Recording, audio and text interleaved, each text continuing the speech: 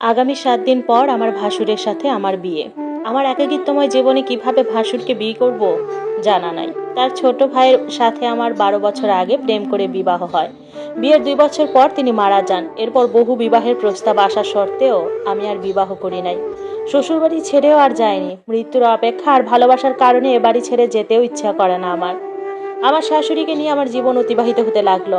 আমার স্বামী রেখে যাওয়া টাকা পয়সা আর তিনি ওয়ারি সূত্রে পাওয়া বাবার কিছু সম্পদ থেকে আসা অর্থ দিয়ে আমার এবং আমার শাশুড়ির জীবন অতিবাহিত হতো। জীবনের সমস্ত রং হারিয়ে গিয়েছিল। নামাজ কালাম আর তার স্মৃতি নিয়ে আমার জীবন চলছিল। তার সমস্ত জামা কাপড় আমি অতি যত্নে রেখে দিয়েছিলাম। ওগুলো জড়িয়ে ধরে কান্না করতাম, তার গায়ের ঘ্রাণ নিতাম, পাশের বালিশে তাকে কল্পনা করতাম। খুব ইচ্ছে হতো আরেকটি বার তার বুকে ঘুমানোর, শুধু আরেকটি বার তাকে জড়িয়ে ধরে ছুঁয়ে দেখার।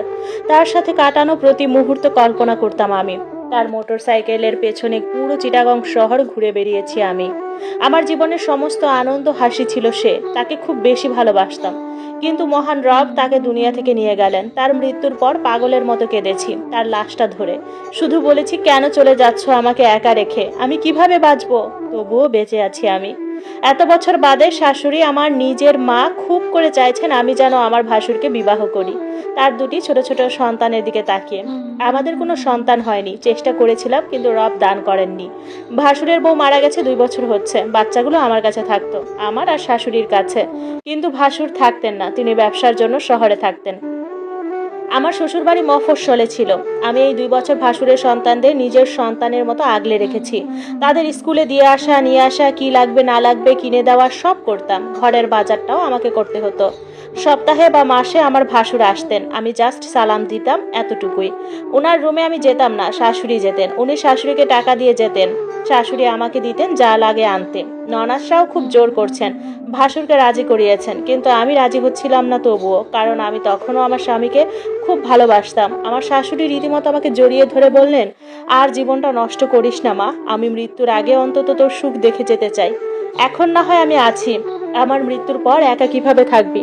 আমারও বয়স হচ্ছে। তখন বাধ্য হয়ে রাজি হলাম।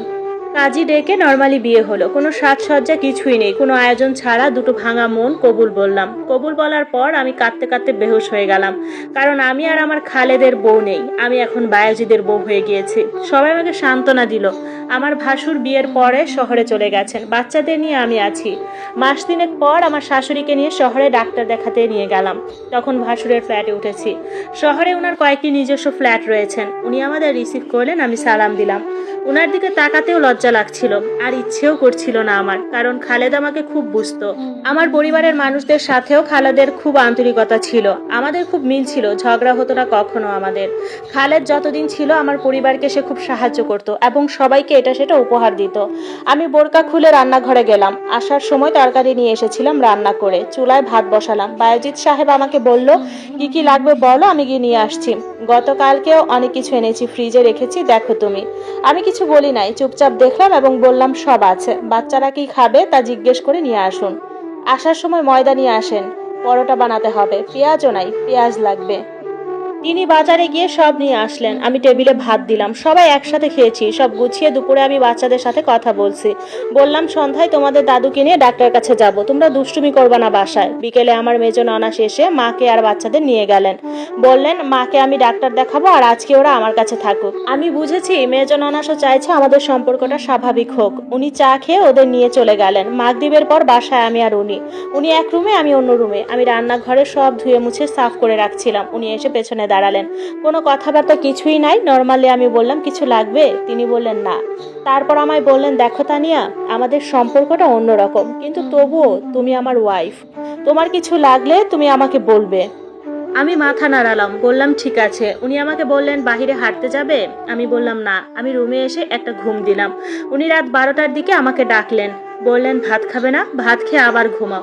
কিছু সময়ের জন্য মনে হলো খালেদ আমাকে ডাকছে। ওরা ভাই তো, তাই চেহারার কিছুটা মিল আছে।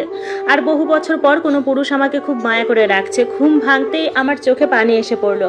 উনি আমায় বললেন, কাঁদছো কেন? এসো ভাত খাবে। আমার চোখ থেকে এমনি পানি পড়ছিল। খালেদকে খুব মিস করছিলাম। আমি হাউমাউ করে কান্না করে দেই। উনি বললেন কেঁদো না। আমার মাথায় হাত বুলিয়ে দিলেন, আমাকে জড়িয়ে ধরলেন, তিনি সান্ত্বনা দিতে লাগলেন। আমি কিছুই বলি নাই। উনি আমাকে নিজের হাতে জোর করে ভাত খাইয়ে দিলেন। খালেদও আমাকে মাঝে মাঝে ভাত খাইয়ে দিতেন। রাতে উনি আমার সাথে ঘুমালেন। আমার ঘুম আসছে না। এ সম্পর্ক মেনে নেওয়া খুব কঠিন, তবুও আমরা চেষ্টা করছি। পরের দিন সকাল সকাল উনাকে বললাম, আপনি গিয়ে বাচ্চাদের আর মাকে নিয়ে আসুন, আমার ভালো লাগছে না ওদের ছাড়া। উনি গিয়ে নিয়ে আসলেন তাদের। বিকেলে আমরা ঘুরতে বের হলাম। উনি আমাদের খুব কেয়ার করছিলেন। পরের দিন আমি মফস্বলের বাড়িতে চলে আসি, কারণ বাচ্চাদের স্কুল আছে, প্রাইভেট রয়েছে।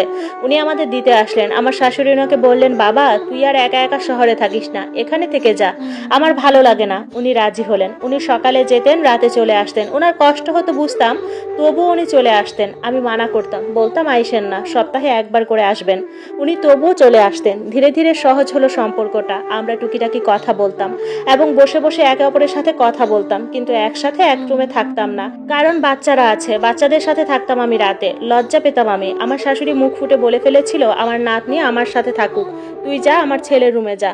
আমি তবুও লজ্জা পেতাম, যেতে চাইতাম না। উনার একবার ভীষণ জ্বর হলো, সেদিন থেকে রাতে উনার পাশে থাকা শুরু করলাম, কিন্তু তখনও আমাদের স্বামী স্ত্রীর সম্পর্ক সহজ হয়নি। একদিন বিকেলে উনি আমায় বললেন, তানিয়া চলো তুমি আমি ঘুরতে যাই। আমি বললাম যাব না। উনি বললেন চলো, ভালো লাগবে। আমি বললাম বাচ্চাদের পড়াতে বসাতে হবে, আজকে না অন্যদিন যাব। সেদিন রাতে উনি আমার খুব কাছে আসলেন। আমাদের সম্পর্কের পূর্ণতা চাইলেন তিনি। আমি রাজি ছিলাম না, তবুও সেদিন জোর করে তার স্বামীর অধিকার নিলেন। যখন ক্লান্ত হয়ে তিনি ঘুমিয়ে পড়লেন, উঠে পাগলের মতো কেঁদেছিলাম আমি। খালেদকে খুব মিস করেছি। পাগলের মতো খালেদের বুকটা খুঁজেছি। এত বছর পরেও তার স্মৃতি আমার জীবনে তাজা। সেদিন থেকে তিনি কাজের ফাঁকে যথা অযথা আমার কপালে চুমু খেতেন, বউ বলে ডাকতেন, খুব মায়া করতেন। স্বাভাবিক হয় সম্পর্ক আমাদের। উনার সাথে বিবাহের 4 বছর পর উনি খুব করে চাইলেন আমাদের একটা সন্তান হোক। আমি বললাম 2টা সন্তান তো আছেই, আর দরকার নাই। বললেন না, তোমার গর্ভ থেকে আমার আরো কয়েকটি সন্তান হোক, এটি আমি চাই। আল্লাহর রহমতে গর্ভ ধারণ করি এবং আমার 2টি টুইন ছেলে হয়। আমার শ্বশুরবাড়ির সবাই খুব খুশি হয়। ওনাকে বললাম আর সন্তান দরকার নেই, আমার জীবন এই 4 সন্তান আর শাশুড়ি আর ওনাকে নিয়ে চলছেন। কিন্তু খালেদকে ভুলতে পারিনি।